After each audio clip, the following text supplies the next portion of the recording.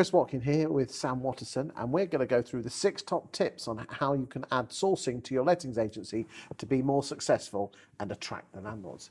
You are very successful in Leeds using sourcing to attract landlords to you, getting the right properties at the right fees for the right landlords. It sounds like a marriage in heaven. So you've got 6 top tips on how agents out there can bring sourcing into their business. What's your first tip?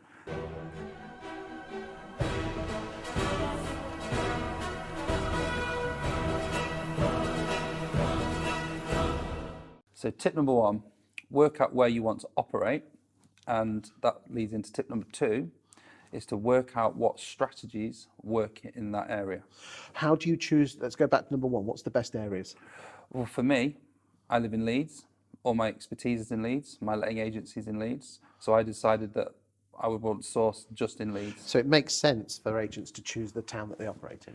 Potentially, yeah. So Okay. depending on what, for example, if you're sometimes a southern sourcing agent might pick a northern town, and they would have a network of local southern investors who would all want properties in a northern town. That's interesting, yeah. So it's about being relevant. So a lot of the investments happen in the north. So for me, somewhere like Leeds, big city, popular, people from all over the world want to invest there, was a good place for me to invest. But it might be something different for... So if you were saying in Basingstoke in the south, your artist had learned, let's say you decide to yourself that you don't want to do it in Basingstoke, but you could, couldn't you, if you wanted to? Yeah. Is to choose a northern town. So the advantage of being in Basingstoke is you've got access to Basingstoke landlords who want to invest. Yeah. Well, the disadvantage you've got is that you need southern landlords to buy. Yeah, exactly. Okay.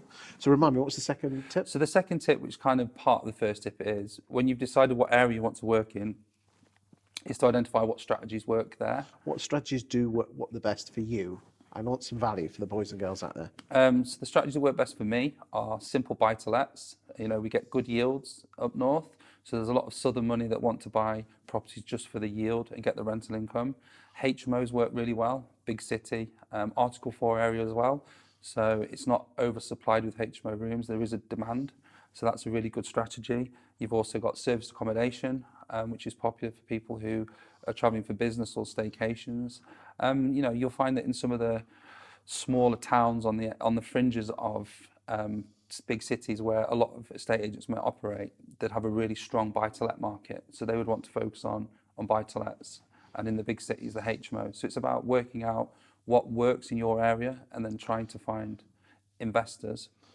Is that the biggest challenge, finding investors? It is and it isn't. A lot of people focus on trying to find the properties and the deals and the opportunities, and then when they find something, they don't have the investors. So it's kind of, it feeds back into the start with your exit in mind. Your exit for property sourcing is always to have an investor or a landlord to take the property from you. So you should focus on that as the most important stage. And so how do you attract, I mean, I don't know what number 3 is, but how's the job, how do you get landlords attracted to you in the first place? So number 3 is to look for investors that want what's possible in your area.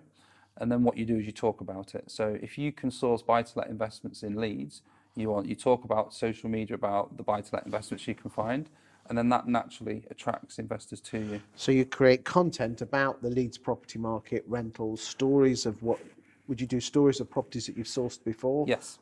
Almost homes under the hammer style videos, before and after stuff, that sort of stuff. Before and afters, people love it. Just especially if you're doing refurbs. Here's a refurb that we're doing today. Here's one that's finished. Here are the numbers on one we've done. And again, boys and girls, you remember you can go, even if you haven't refurbed it, you can spot properties that have come onto the market for rent. You can go and have a quick look on Rightmove Plus, just Rightmove's house prices to see if it's sold before. Go to Zoopla or Rightmove Plus to find the photographs. Exactly. You've got the before and after photographs, haven't you? Exactly. Oh, it requires a bit of work, unfortunately, doesn't it? You could do viewings. A property could come on the market with a local agent. You go and do a viewing, do a video of you walking around the house, talking about what the opportunity could be to a potential buyer. Put that on your social media, and that's, and it just attracts people because it tells people what you do, where you do it. Okay, what's number 4? Number 4 is to remember that sourcing is a service business. People are paying you a lot of money to deliver a service, so always offer immense value and go above and beyond to everybody. Make sure that your clients become your fans. And what sort of charging model do you charge on this? It does vary. So for a typical buy-to-let, the minimum would be £3,000 plus VAT. And that's up front? It can be, yeah. So we have two models. One where people will pay us up front and then we go finding something for them that fits a specific brief. Or it might be that we have a property that we've found that's a good opportunity or something that we've got off market where we'll offer it to our database. But typically, the minimum fee we would charge personally is 3,000 plus VAT. There are some that charge more, but if you're an estate agent watching this and you're thinking about your 1% fee on a 70 grand house, you know, actually, if you source that onto an investor for 3,000, and you don't need any qualifications or anything like that. Would you say the biggest challenge is attracting the landlords in the first place, and therefore creating great content about the local property market and the stories, which is what we talked about 2 seconds ago? Yeah. Is that the big key? if you're an estate agent and or a letting agent and you understand property and you know what an opportunity is, if you can attract an investor who will pay you up front for your service for you to go and find that property, And you're going to get the property for rent as well. that's the idea. The idea is you'll build such a brilliant relationship with that landlord that they wouldn't want to work with anyone else. So typically your ideal client is not a local landlord. It's someone from out of town who is either a busy professional, a business owner, high net worth individual who doesn't have the time to do it themselves. They've probably got number one thing in their life that generates the money and they want to invest that in property, but they don't want to spend the time. Or they could be overseas, so they just physically haven't got the capacity to do it. What's number 5? As we've already touched on, is to continually build your profile online. So continue to talk about what you do, get known as being the guy for whatever it is you do in your area. Because you're quite famous for your videos. Yes, aren't you? well, some of them. I love the Superman, when you dressed up as Superman. I still remember it, yeah. Yeah. Go on. But sorry. you've got to try and stick out and be remembered. So, you know, just post about what you do, about your journey, build your own personal profile.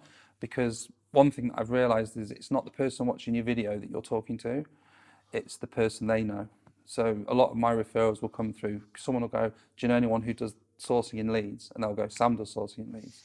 So it's about remembering that you're not just talking to your audience, but you're also there for their friends of friends. Their And network. again, a big thing I've learned is this: is don't judge it by the number of views or shares or likes, because these people don't tend to make likes and comments. No. Just chuck the content out and just it'll work. It's the lurkers. You know, it's like dancing in the dark, isn't it? Yeah. You know, dance like no one's watching. And just remember to always talk about what you do and where you do it. And, you know, that's something I've learned from you. Every post I do on social media has the word leads in it. And if it's a HMO conversion, because we do quite a lot of those, it's HMO conversion. You know, so a lot of my social media posts will contain 3 things. 1, this is a property in Leeds. 2, this is a HMO conversion. And 3, I've done it for a client.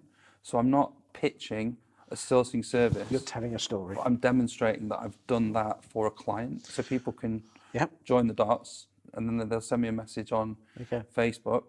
Tell, don't sell. What's your last point? My last point is enjoy the process, the ups and the downs, and remember that deals fall through and you'll work with investors that you don't get on with and you won't enjoy it. But over a long period of time, if you compound all the wins against the losses, you should be net up.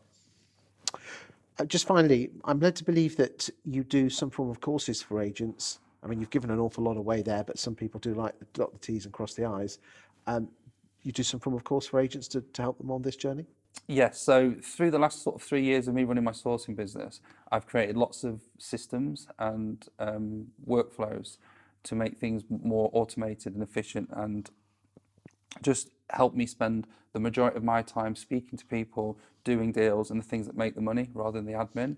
And so for the last year, I've been running an investor-led sourcing course, is what I call it, teaching other people how to set up the systems, set up the structures and focus on finding the investors. And once you've got the right investors on board, then you can go out and find the properties. Sam, thank you for your time today. Boys and girls out there in letting agency land and estate agency land, I've known Sam for 8 years now.